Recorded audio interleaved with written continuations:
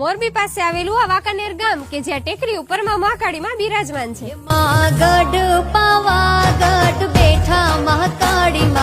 માતાજીની ટેકરી આવીએ એટલે અંદાજે 280 જેટલા પગથિયા આવેલા છે, જે શ્રદ્ધાળુઓ ચડીને માતાજીના દર્શન કરવા જાય છે.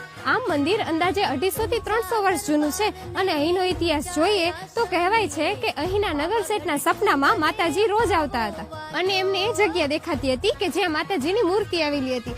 તેમણે તેમના બ્રાહ્મણ મિત્રને વાત કરી અને પછી તે જગ્યાએ ખોદકામ કરવામાં આવ્યું અને સ્વયં માતાજીની મૂર્તિ પ્રગટ થઈ. મહાકાળીમાની તે મૂર્તિને એ સમયમાં વાંકાનેરની દેરાસર શેરીમાં સ્થાપિત કરવામાં આવી. આવાથી અમારા મનની મનોકામનાઓ પૂર્ણ થાય છે. અહીં ચૈત્ર સુદ આઠમના દિવસે, જેને માતાજીનો પ્રાગટ્ય દિવસ કહેવામાં આવે છે, તથા કાળી ચૌદસના દિવસે અને નવરાત્રીના આઠમના દિવસે માતાજીનો નવચંડી હવન કરવામાં આવે છે.